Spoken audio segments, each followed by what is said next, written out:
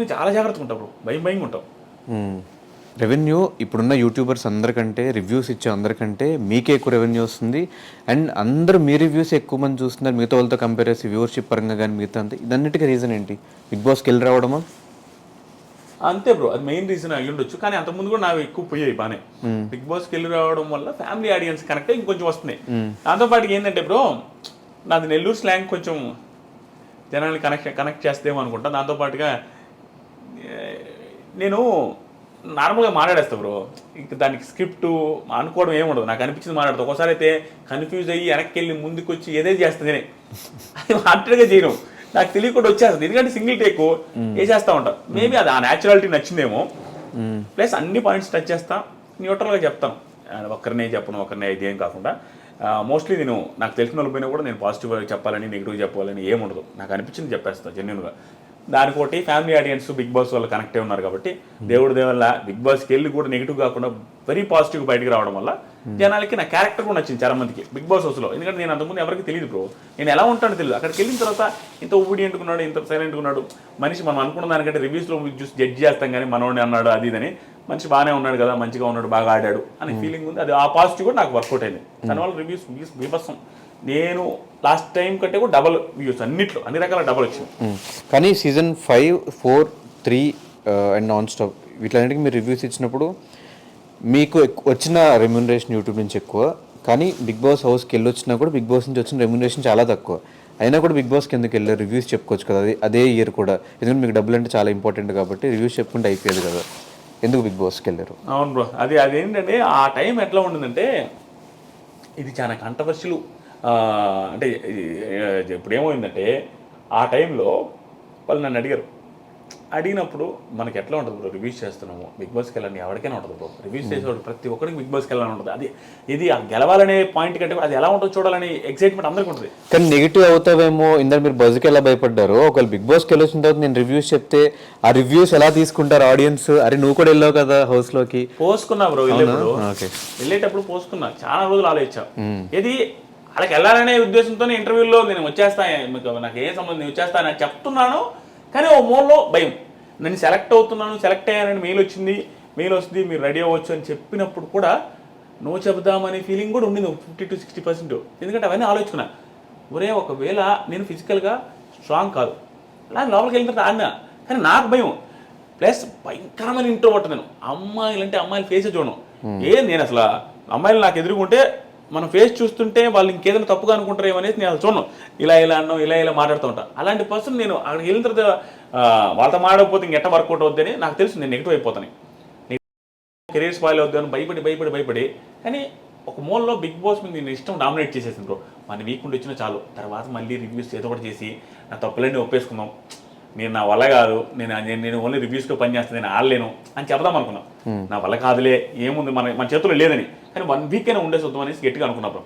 అంటే అదొక సక్సెస్గా ఫీల్ అయ్యా. ఏమరా రివ్యూస్ చెప్పినాము, మేము బిగ్ బాస్కి వెళ్ళి వచ్చాము, మాకు ఊరికే వస్తుంది బిగ్ బాస్ ఛాన్స్ అనే ఫీలింగ్ ఉంటుందా అనే ఫీలింగ్లో ఉన్నా. కానీ ఆ భయం అయితే ఉండింది. కానీ అక్కడికి వెళ్ళిన తర్వాత ఏంటంటే నువ్వు 1 వీక్ ఉంటే బ్రో బిగ్ బాస్ హౌస్లో భయంకర కాన్ఫిడెన్స్ వస్తుంది. తెలియకుండా నేను ఆంజనేయ స్వామి దూరినంత, అంటే బలం లేనోడి కాడ కూడా బలం వస్తుంది, పల్లపరిచిన తిట్టాడు అట్లా వస్తుంది. ఎందుకంటే అక్కడ కాన్ఫిడెన్స్ వచ్చేస్తుంది మనకి. ఇప్పుడు ఇంకా బాగా ఏదో డౌన్ నుంచి వస్తుంది చూసినా, వాడికి వచ్చే కాన్ఫిడెన్స్ వేరే, ప్రశాంత్ లాగా నాకు వచ్చినట్టుగా. ఏం తెలుసా, ఆడికి అది పెద్ద ఛాన్స్, వాడికి పోయేదిలే ఇంకేమి. 2వ వారానికి వచ్చేసి నేను పోయేదేలే, 3వ వారానికి వచ్చేసి నేను పోయేదిలే. ఎందుకంటే వాడికి అది అంతా బోనస్సే, ఏదొచ్చినా బోనస్సే. 1 వీక్లో వెళ్ళిపోతే ఆల్రెడీ 1 వీక్లో వస్తే ఎవడు కూడా ఫీల్ అవుతాడు.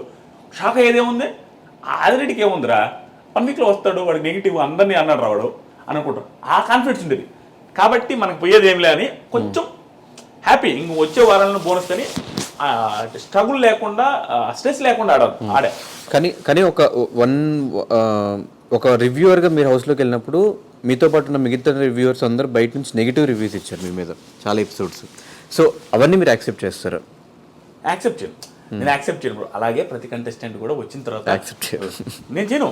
అలాగే ప్రతి కంటెస్టెంట్ కూడా వచ్చిన తర్వాత ఏం చేస్తాను తెలుసా, ఆ రివ్యూవర్ ఈ రివ్యూవర్ అట్లా చేశారంటారు, నేను ఆ పాయింట్ కాదు, నా పర్సెప్షన్ వేరే అంటాడు. నిజం, అది నా పర్సెప్షన్ నిజంగానే వేరే. అక్కడికి వెళ్ళి ఏ కంటెస్టెంట్ తప్పు చేయడు బ్రో, ప్రతి దానికి జస్టిఫికేషన్ వాళ్ళ దగ్గర ఉంటుంది. కానీ అవన్నీ రివ్యూవర్కి అనవసరం. అలాగే నేను రివ్యూస్ చేసినప్పుడు కూడా అంతే. అలాగే నన్ను అనేటప్పుడు రివ్యూవర్ సిస్టమ్ కూడా అదే.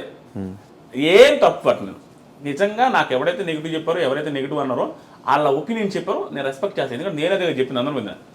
సో ఆ కంటెస్టెంట్స్కి మాత్రం నిజంగా అలా అనిపిస్తుంది. నేను కంటెస్టెంట్గా ఏమనుకుంటా, ఆ పాయింట్లో నెగిటివ్ చేశారా వీళ్ళు, ఆ పాయింట్లో నేను అందుకు కదా, ఆ రీజన్ వేరే ఉంది కదా, దానివల్ల కదా నేను ఆ రోజు అట్లా చేసింది అని నాకు జస్టిఫికేషన్ ఉంటుంది. కానీ అది వాళ్ళకి అనవసరం. చూసిందే చెప్తారు. చూసింది చెప్పడంలో తప్పేం లేదు. నేను అదేం తప్పు పట్టను. వాళ్ళు మాట్లాడే చేశారని అన్నాను. బిగ్ బాస్కి వెళ్ళొచ్చిన తర్వాత ఒకప్పుడు నేను కొన్ని రివ్యూస్ తప్పుగా చెప్పానేమో అన్న ఫీలింగ్ వచ్చిందా? వచ్చింది బ్రో. ఎందుకంటే వచ్చింది కానీ దానికి ఏం చేయలేము బ్రో. వాళ్ళు చూపించింది చెప్పాలా. ఎక్కడ వచ్చింది చెప్పమంటా? యాంకర్ రవి ఉన్నారు చూసారా. నెక్స్ట్ క్వశ్చన్ అదే. యాంకర్ రవి కేసు పెట్టాడు మీ మీద, రివ్యూవర్స్ అందరి మీద పెట్టాడు, కానీ మీరు ఒక్కళ్ళు ఎందుకు సారీ చెప్పారు? అంటే యాంకర్ రవి అంటే భయపడ్డారా కేసు పెట్టిన వెంటనే?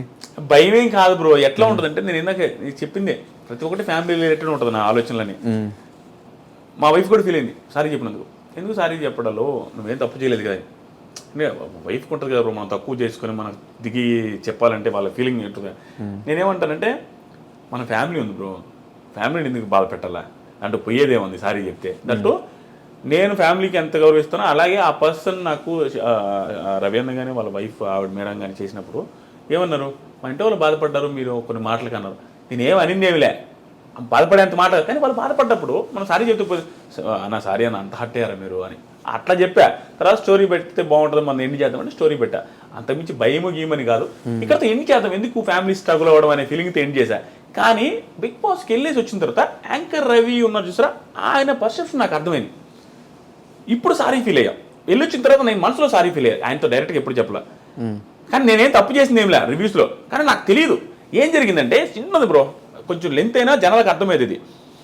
అక్కడ ఏమైందంటే ఆ రోజు ఇష్యూ యాంకర్ రవి వాళ్ళ ఇష్యూ ఏమైందంటే, ఆయనది ఒక టాస్క్లో టీషర్ట్లు వేసుకొని సన్నీ, యాంకర్ రవి, మానసు వీళ్ళు టీషర్ట్లు వేసుకుంటా ఉండాలి స్విమ్మింగ్ పూల్కి.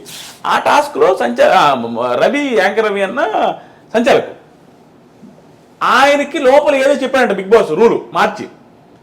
అది మనకు టెలికాస్ట్ చేయలే. అది మనకు రివ్యూవర్స్ రవి కావాలని సన్నీని ఓడించాలని ఇటు చేశాడు, కన్నింగ్ చేశారు అట్ట ఇట్ అనేసి రివ్యూస్ నెగిటివ్ చేసాం. కానీ ఆయనకి బాధ అనిపించింది ఎక్కడ తెలుసా, ఆయనకి రియాలిటీ తెలుసు లోపల ఏం జరిగిందో. ఈ నాయలకి ఏం తెలుసు అని లోపల అంత జరిగితే వీళ్ళు అంత మాట అంటారు నన్ను అనేసి ఆయన హట్ అయ్యిండు. అందుకు కేసు పెట్టాడు main one of the reasons. కానీ మాకు కాలింది, మేము ఆడు చూపించింది కదా చెప్పినమని. కానీ నేను వెళ్ళిన తర్వాత నాకు అర్థం ఏంటంటే, నిజంగానే బిగ్ బాస్ లోపలికి పిలిచినప్పుడు టాస్క్ ఎక్స్ప్లెయిన్ చేసేటప్పుడు అది రెడ్డి అర్థమైందా అనగానే బిగ్ బాస్ ఇది అర్థం కలదాం అనుకోండి, ఆ కంటైనర్లో నీళ్ళు నింపిన తర్వాత ఇలా చేయాలని ఏదో చెప్తారు ఎక్స్ట్రాది, అది మనం చూపిరు.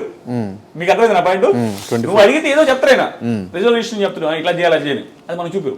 అప్పుడు 1 hour ఉండింది. 24/7 కూడా చూపిరు. కొన్ని 24/7 అసలు కన్ఫెషన్ అవుతుంది చూపిరు. అప్పుడు మనం ఏం చేస్తాం తెలుసా, నెగిటివ్ అనుకుంటారు. అది నాకు అక్కడికి అర్థమైంది.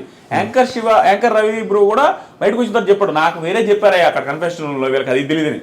అప్పుడు అనిపించింది, ఓహో నిజమే మనకి చెప్పినట్టే. అక్కడ హౌస్లో అనిపించింది నిజమే కదా, ఆయనకు కూడా ఆ రోజు ఈ రూల్స్ అని చెప్పుంటాడేమో, ఆయన చెప్పి నిజంగానే చెప్పుంటారేమో, మనం తప్పుగా అనుకుంటామని. తప్పదు కదా, మనం చూసే చెప్తాం. బట్ ఎవరి యాంగిల్ వాళ్ళది బ్రో, వాళ్ళకి అలా బాధపడడం తప్పులేదు, మనం ఇక్కడ చెప్పింది కూడా తప్పులేదు, జరిగిపోతూ ఉంటుంది.